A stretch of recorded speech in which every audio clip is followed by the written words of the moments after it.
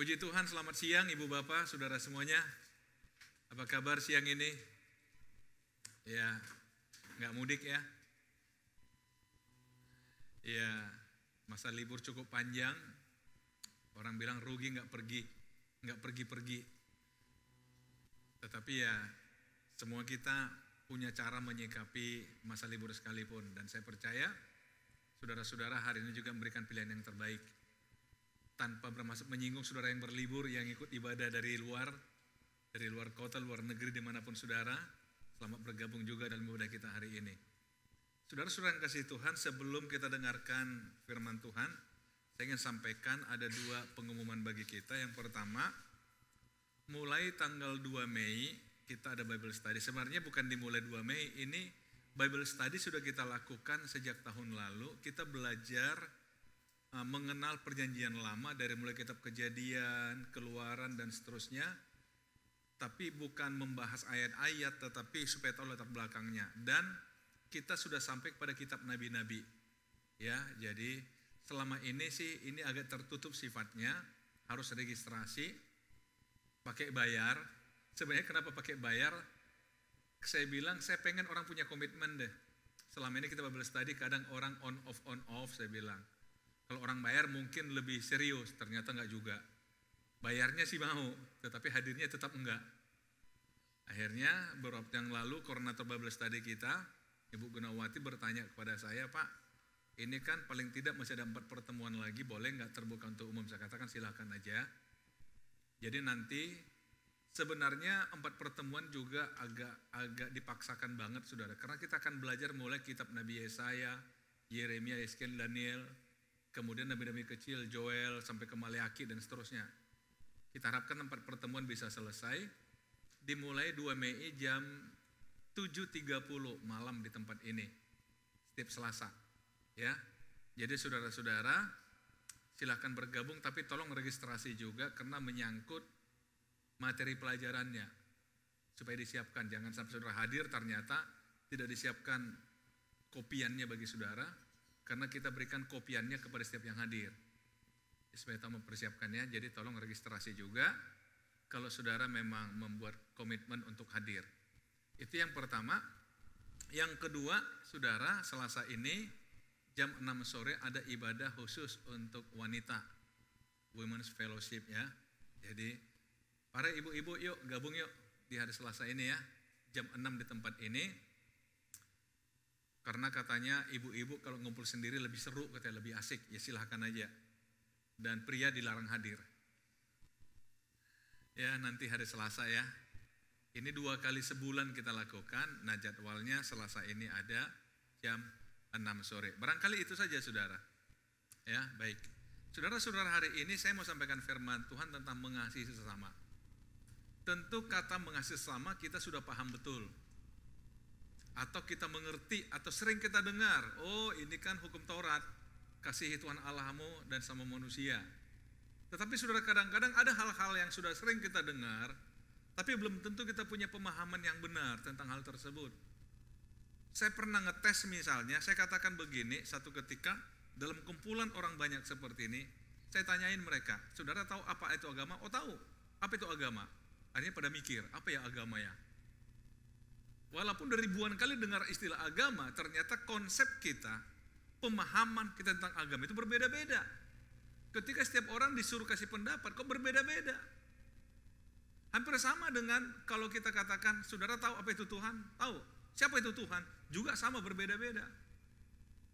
Intinya begini saudara, kalau kita bicara tentang Tuhan, pemahaman kita tentang Tuhan, itu berpengaruh pada sikap kita pada Tuhan itu. Satu contoh misalnya, orang mulai bertanya kenapa orang Kristen kalau ke gereja itu nyanyi ya. Bahkan kalau karismatik Pantekosta malah tepuk tangan mereka. Tapi anehnya yang mengatakan ada juga ketika nyanyi mereka penyembahan kok malah nangis. Orang gak paham. Kenapa? Karena kita kenal siapa Tuhan kita, kenapa kita menyanyi, bersorak, bertepuk tangan. Karena memang Alkitab mengatakan pujilah Tuhan dengan sorak-sorai. Betul? Tetapi kenapa kok kita saat menyembah kok ada orang tiba-tiba air matanya mengalir, matanya berkaca-kaca? Karena ada keharuan, ada satu perjumpaan pribadi dengan Tuhan yang membuat kita merasa, aduh seperti apa rasanya, itu susah untuk diceritakan saudara. Sehingga saya berapa kali jemaat mengatakan begini, Pak, kenapa ya kalau kita lagi dalam penyembahan, saya nggak bisa tahan, pasti air mata saya mengalir gitu. Saya bilang, ya itu berarti saya katakan sama mereka, apa yang kau rasakan? Saya merasa damai sekali, bahagia sekali rasanya. Ya itu dia. Jadi kamu yang bisa menceritakan apa yang terjadi pada diri kamu. Tapi intinya adalah dalam pujian kita menikmati perjumpaan dengan Tuhan. Itu yang selalu kita harapkan di gereja ini saudara. Baik ketika saudara duduk di sini, saat menyanyi untuk Tuhan, saudara menikmati perjumpaan dengan Tuhan. Amin saudara. Dengar firman Tuhan, menikmati perjumpaan dengan Tuhan. Nah hari ini saudara, kita bicara mengasihi sesama. Saudara sudah sering dengar mengasihi sesama, tetapi apakah kita punya pemahaman yang sama tentang mengasihi sesama? Mari kita coba belajar dari Alkitab di dalam Lukas pasal 10. Pada satu kali berdirilah seorang ahli Taurat, saudara, namanya ahli Taurat. Udah pasti sangat paham dengan hukum Taurat, makanya dia disebut ahli Taurat. Untuk mencoba Yesus, motifnya ini yang gak bagus saudara. Ahli Taurat, paham hukum Taurat, dia gunakan pemahamannya, pengetahuannya untuk mencoba Yesus. Katanya, guru, apa yang harus kuperbuat untuk memperoleh hidup yang kekal? Saudara coba pahami kalimat ini. Kalau motifnya adalah untuk mencoba Yesus, sementara pertanyaannya apa yang harus kuperbuat? Sesungguhnya orang ini bukan serius ingin berbuat sesuatu, betul? Tetapi hanya pengen tahu pendapat Yesus apa sih yang harus dibuat untuk memperoleh hidup yang kekal. Saudara, bagus sekali cara Yesus berargumentasi di sini. Kalau saudara lihat di ayat 26, jawab Yesus kepadanya, apa yang tertulis dalam hukum Taurat? Apa yang kau baca di sana? Yesus kembali kepada dia bertanya, apa yang kau pahami dalam hukum Taurat? Karena dia ahli Taurat. Yesus tanya dia, apa yang kau mengerti hukum Taurat? 27, jawab orang itu, kasihilah Tuhan Allahmu dengan segenap hatimu, dan dengan segenap jiwamu, dan dengan segenap akal, dan segenap kekuatanmu, dan dengan segenap akal budimu, dan kasihilah sesamamu manusia seperti dirimu sendiri. Hebat. Karena dia memang ahli Taurat, pasti dia paham ini. Karena memang Yesus pernah mengatakan dari semua hukum Taurat, kalau mau disimpulkan hanya dua aja, kasihi Tuhan dan kasih sesama. Dibuat simpel sama Tuhan. Nah ketika dia yang luar kepala itu disampaikan pada Yesus, ingat pertanyaan dia, apa yang harus kuperbuat untuk memperoleh hidup yang kekal? Kata Yesus padanya, jawabmu itu benar. 100 untuk Anda. Perbuatlah demikian, maka engkau akan hidup. Nah saudara, jawab itu benar. Secara pemahaman, pemikiran, dia nggak salah. Yesus kan jawab benar. Tetapi Yesus lanjutkan, perbuatlah demikian. Jadi kalau kita kembali kepada pertanyaannya, guru, apa yang harus kuperbuat untuk memperoleh hidup yang kekal? Ingat, apa yang harus kuperbuat berarti tindakan. Yesus katakan apa? Perbuatlah apa yang kau tahu tentang hukum Taurat. Bisa ditangkap saudara? Sering sekali saudara, orang Kristen kalau dia tahu firman Tuhan, dia gunakan perdebatan. Sekarang ini saudara agak membanjir di YouTube mengklaim diri sebagai apologet Kristen. Memang kalau dalam bahasa teologinya apologet itu membela kebenaran. Tetapi saudara, yang terjadi saya lihat ada beberapa, nggak semua sih, udah menjadi berdebat. Kalau si A buat YouTube begini, di debat si B, aduh perdebatan. Saya jujur pernah berapa kali diundang dalam satu debat seperti itu, saya katakan maaf, saya nggak pintar berdebat dan saya nggak berbakat. Iya Pak, tapi kan perlu klarifikasi. Iya, bukan saya orangnya. Saya bilang saya nggak suka berdebat karena di pikiran saya firman Allah bukan untuk diperdebatkan, untuk dilakukan. Saudara setuju dengan saya? Nggak ada guna berdebat firman Allah. Bagi saya orang yang memperdebatkannya karena dia keberatan melakukannya, simpel aja. Nah, Yesus katakan apa sama dia? Perbuatlah demikian. Simpel bagi Yesus. Engkau sudah tahu, ya buat aja. Kalau kau ingin hidup kekal, ya buat aja apa yang kau tahu. Saudara-saudara, mengapa Yesus dalam khotbah di bukit misalnya mengatakan begini? Berbahagialah orang yang mendengar firman Allah dan melakukannya. Ia seperti rumah yang didirikan di atas batu. Kokoh dia. Banjir, angin datang, dia tetap berdiri kokoh. Nah, ini orang yang tahu firman Allah dan melakukan. Saudara-saudara, kadang-kadang ada banyak orang tahu firman Allah tapi tidak melakukan.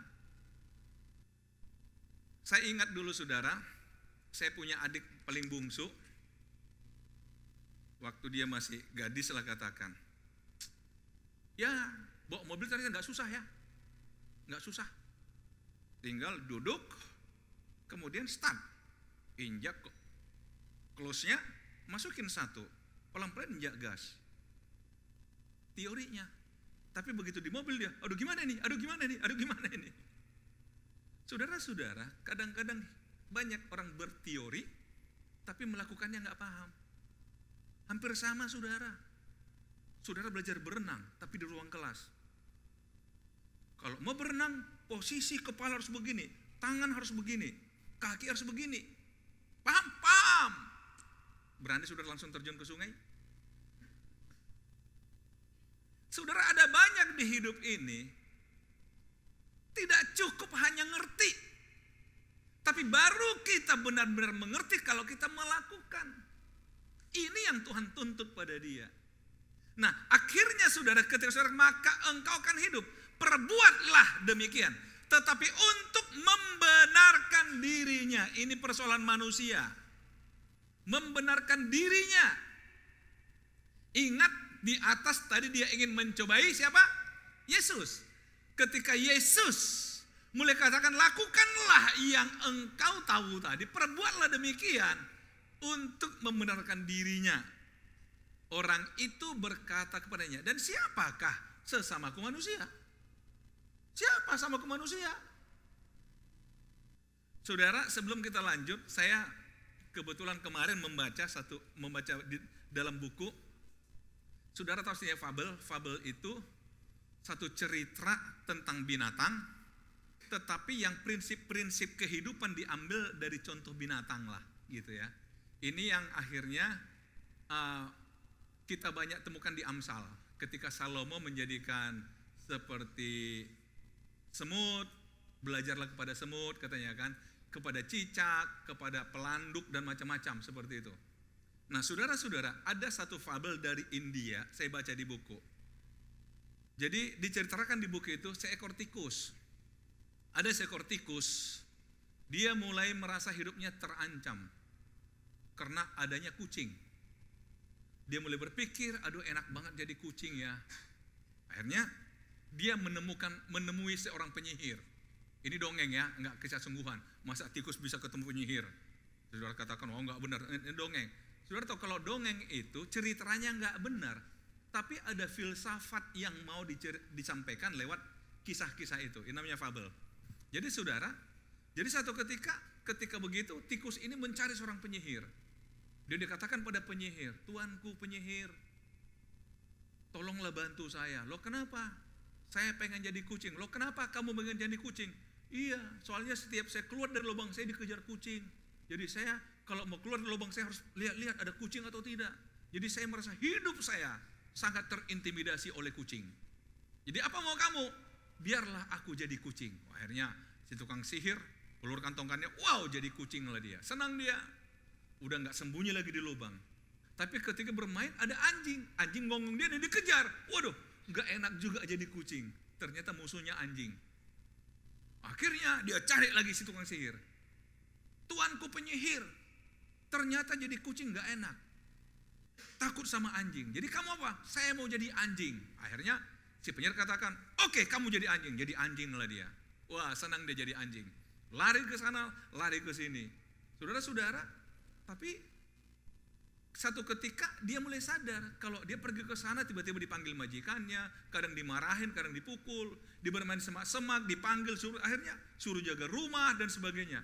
Dia pikir nggak enak juga jadi anjing ya, dibentak-bentak, bahkan dipukul, paling enak jadi manusia. Pergi lagi ke tukang sihir dia katakan, Tuanku, saya nggak mau jadi anjing, saya mau jadi manusia. Loh kenapa?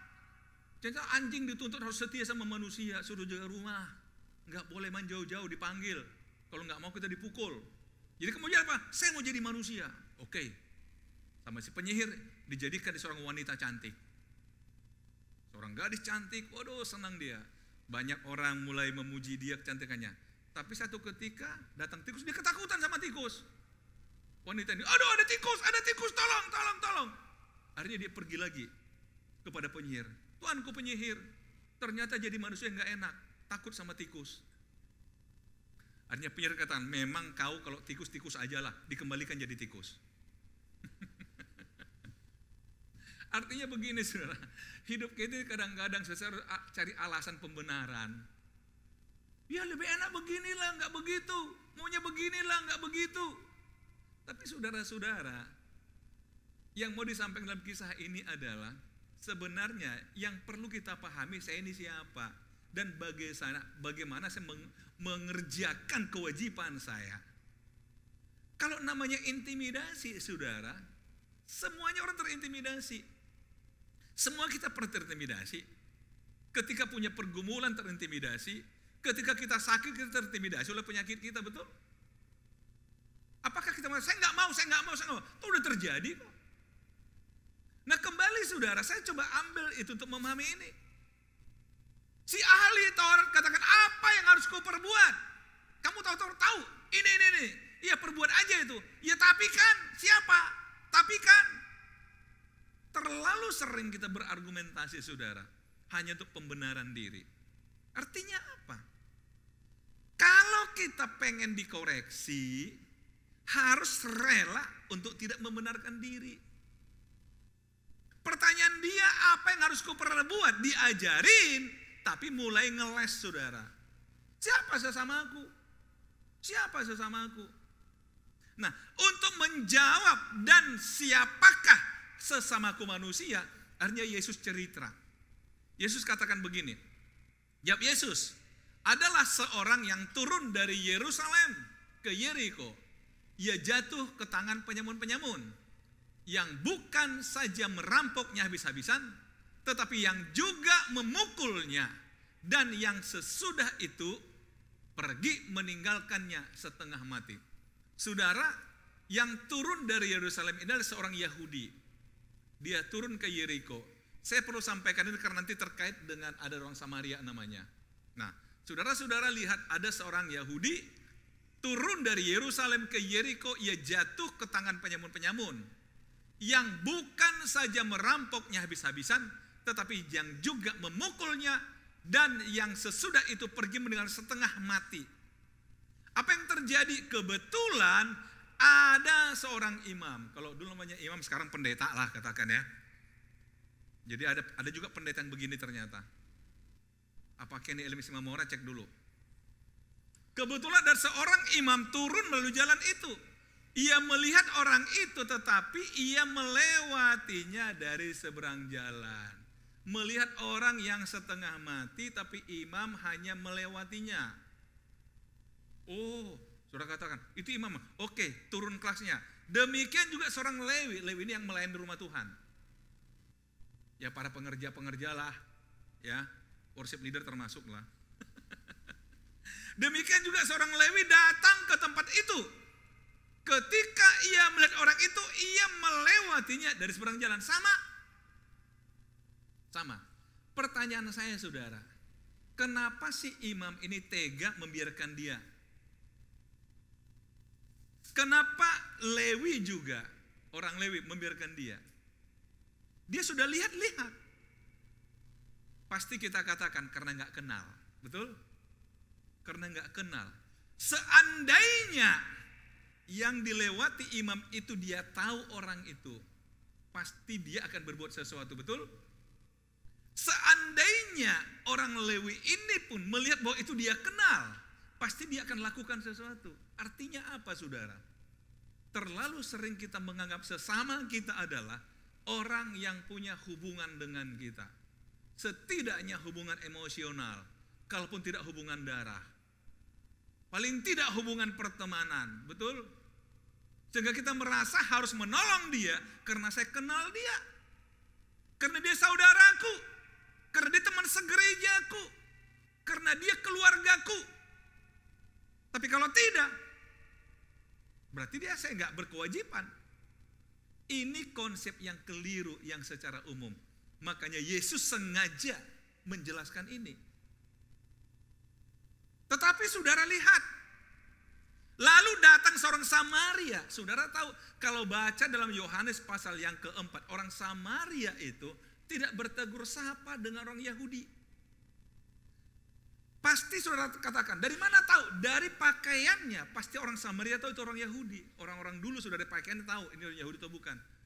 Lalu datanglah seorang Samaria yang sedang dalam perjalanan ke tempat itu. Dan ketika ia melihat orang itu, tergeraklah hatinya oleh belas kasihan. Hebat ya. Justru orang Samaria yang dianggap oleh orang Yahudi kastanya lebih rendah, bahkan masuk kategori orang kafir. Ternyata yang disebut orang kafir ini punya hati yang berbelas kasihan. Beda dengan imam, beda dengan orang Lewi. Jadi ternyata saudara, status keagamaan tidak jadi ukuran, saudara. Status keagamaan gak jadi ukuran. Kalau saya coba ambil kisahnya ini seperti yang diceritakan, yang ditanyakan oleh ahli Taurat, dia merasa ini kan bukan sesamaku. Bukankah terlalu banyak hal terjadi masa-masa kini, saudara? Tetapi lihat, ia pergi kepadanya lalu membalut luka-lukanya. Sesudah ia menyiraminya dengan minyak dan anggur. Kemudian ia menaikkan orang itu ke atas keledai tunggangannya sendiri. Lalu membawanya ke tempat penginapan dan merawatnya. Dibawa ke tempat penginapan, merawatnya. Keesokan harinya ia menyerahkan 2 dinar kepada pemilik penginapan itu, katanya, rawatlah dia, dan jika kau belanjakan lebih dari ini, aku akan menggantinya waktu aku kembali. Nah, dari kisah ini Yesus bertanya pada ahli Taurat, siapakah di antara ketiga orang ini? Imam, Lewi, dan Samaria. Siapakah di antara ketiga orang ini menurut pendapatmu adalah sesama manusia dari orang yang jatuh ke tangan penyamun itu? Jawab orang itu, orang yang telah menunjukkan belas kasihan kepadanya. Kata Yesus padanya, pergilah dan perbuatlah demikian.